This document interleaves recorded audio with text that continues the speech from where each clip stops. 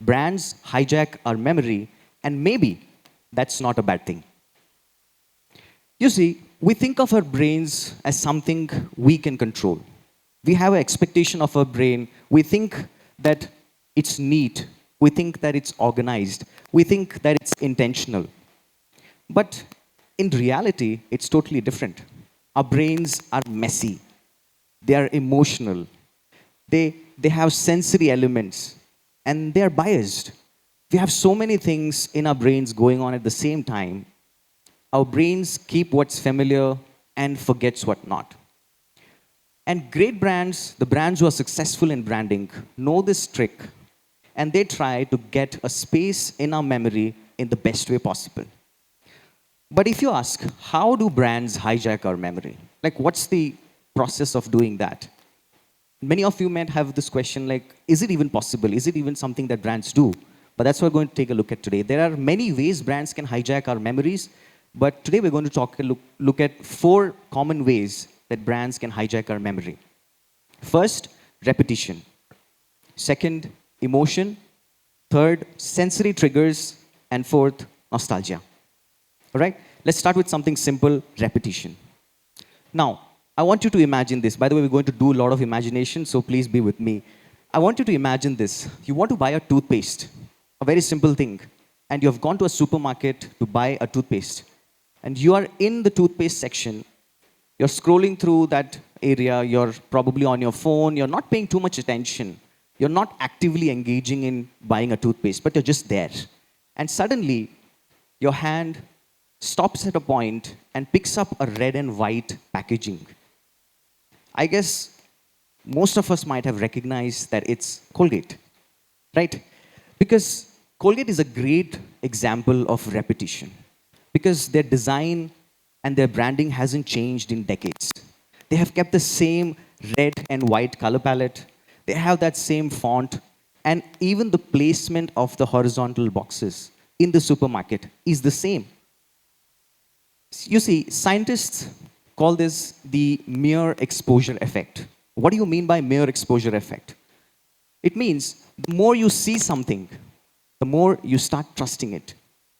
So Colgate follows a very simple strategy of showing themselves over and over again in different mediums, whether it be on your supermarket, whether it be on your Kirana store, or even on your online shopping platforms.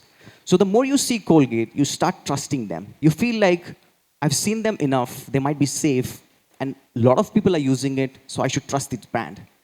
It's not based on whatever they advertise, but because we see them so much, we feel like we have to trust them. Now, that's about repetition. This is just an example of how brands use repetition to earn a space in our memory. Let's talk about something a little more in depth. What if repetition is not just enough to get a space in our memories?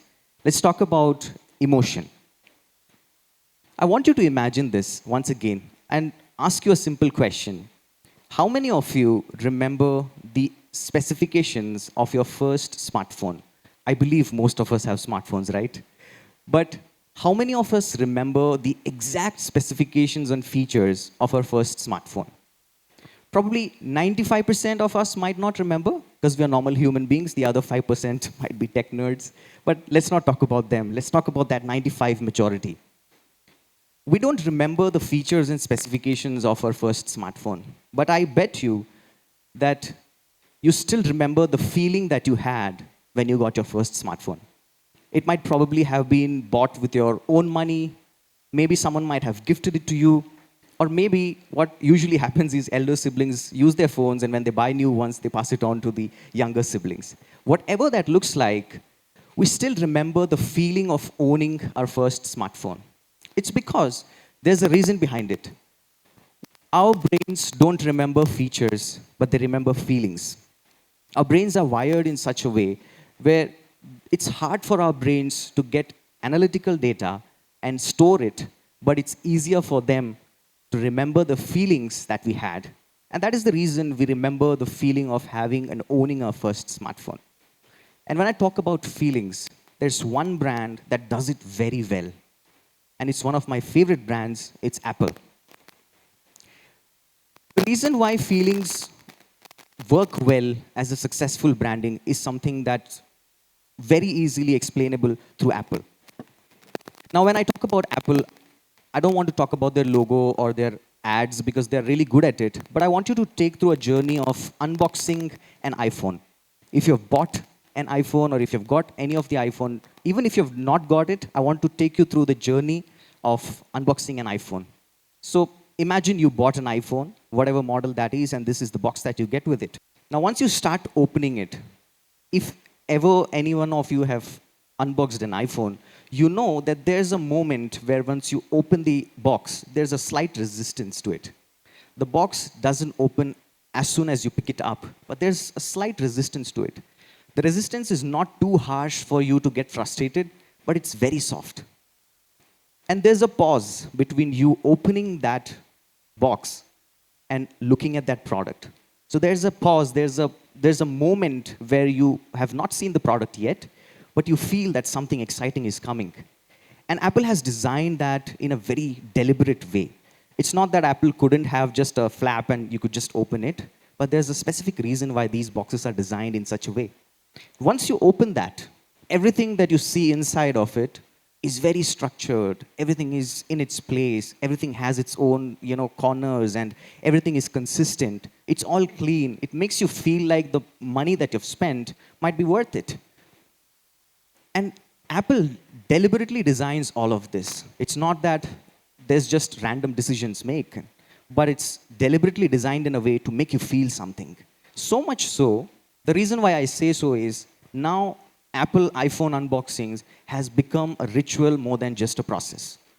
Why do I say that? To prove my point, you can look up on YouTube and search for Apple iPhone unboxing ASMRs. You would find videos of people just unboxing these phones, and millions of views are there in those videos because people like to watch that.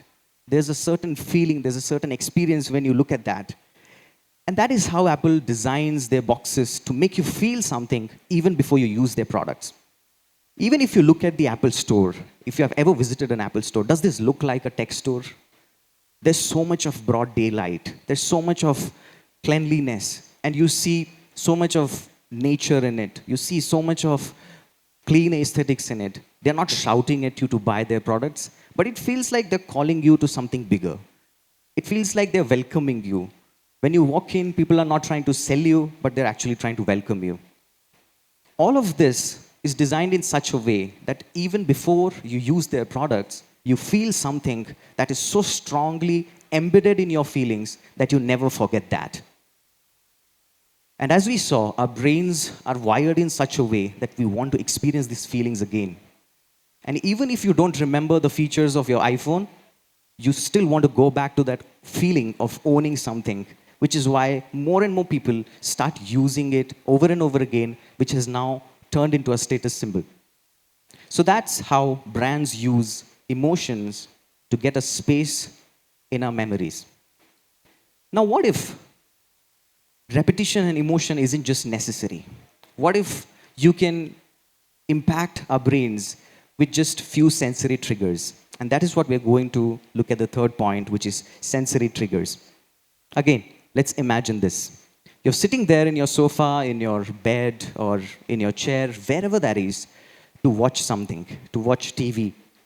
And as soon as you hear this sound, tudum, we all know what sound this means.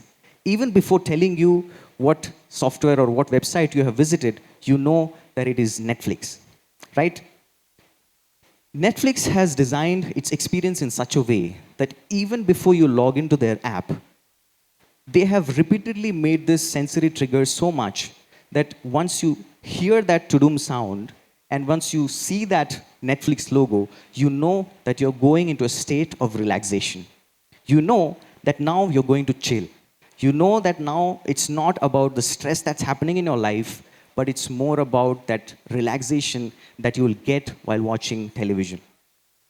It's designed in such a way that once you hit play button and once you hear that sound tudum and hear that Netflix, see that Netflix logo, you know that your brain has now moved into a state of relaxation, which is a very indirect way of getting a space in your memory. So even if you have so much of stress in your life, if you're overwhelmed, if you want just an escape from something, once you hear that sound, you know that you're now in a position to relax. And that's how Netflix uses sensory triggers to get a space in our memories. Let's talk about the last and not the least, nostalgia. And when I say nostalgia, nostalgia can be on so many terms for all of you. But a brand that is doing really well in India within this nostalgic space is Paperboat. I bet most of you might have used Paperboat products, right? Even if you look at the name Paperboat, is it conventional for a juice brand to use a name Paperboat? Have you ever thought about why do they use Paperboat? Why not anything else like other juice brands does? Look at their logo. They have a literal boat which is made of paper. And then you look at their taglines, it's called Drinks and Memories. It is because for a reason that Paperboat is not trying to sell you juice or it's not trying to sell you drinks, but it's actually trying to take you to those older times where life was not complicated for you. They want to take you to a time when you were kids and those rainy puddles and you had those paper boats, playing with those paper boats. They want to take you to those old times. If you look at their packaging, it's very unconventional for a juice brand to use such packaging. Why are not they in bottles?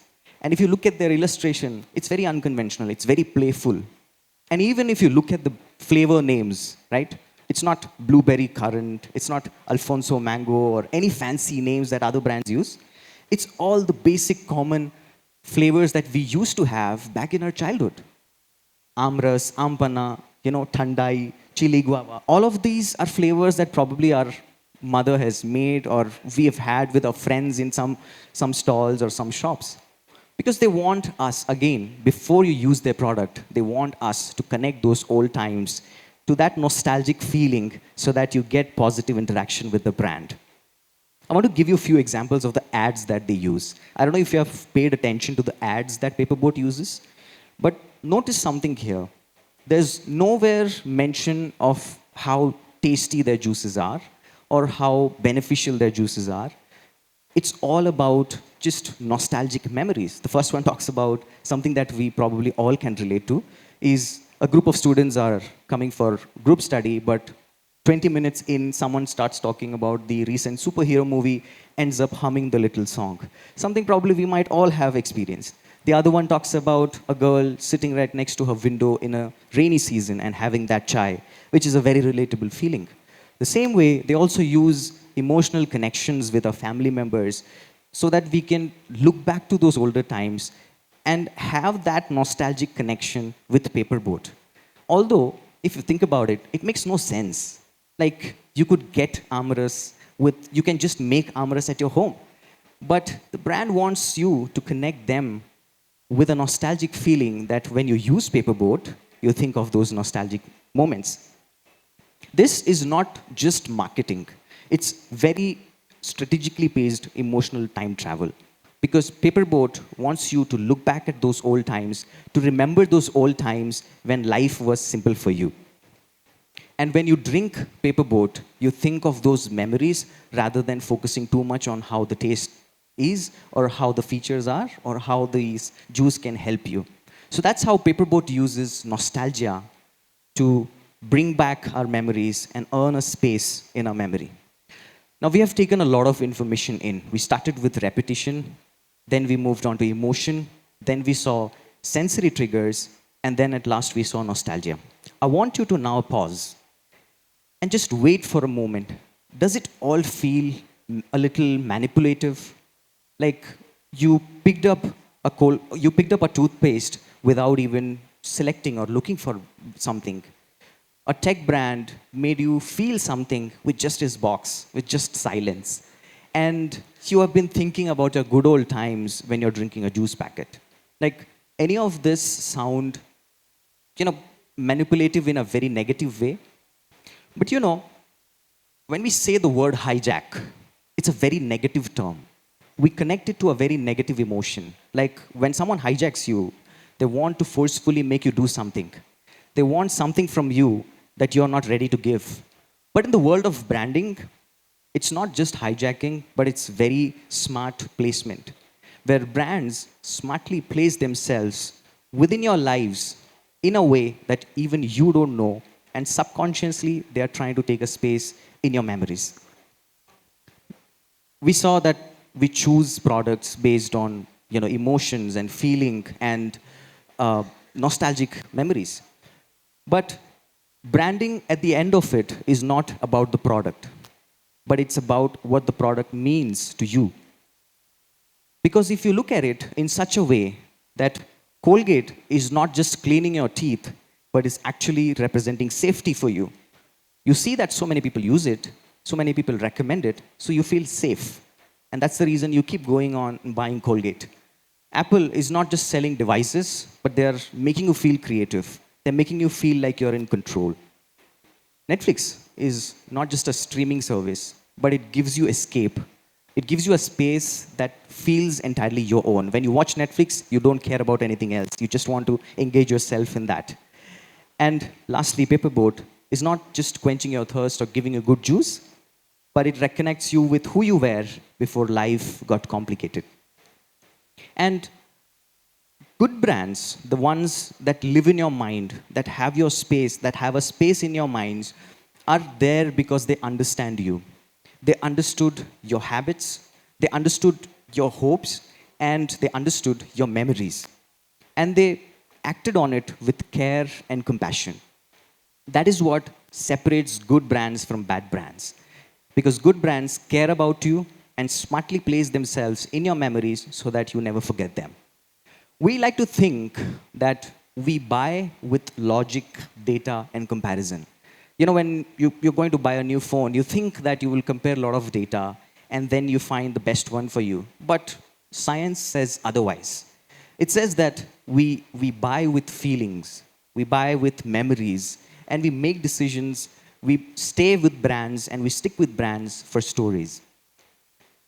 So the next time you randomly remember an advertisement song, a 20 years old advertisement song randomly coming into your mind, or if you randomly feel that some product has made you feel something that you never knew that you would feel, or if you ever cry over a juice packet, don't worry, nothing is wrong with you. It's just that you might have been hijacked.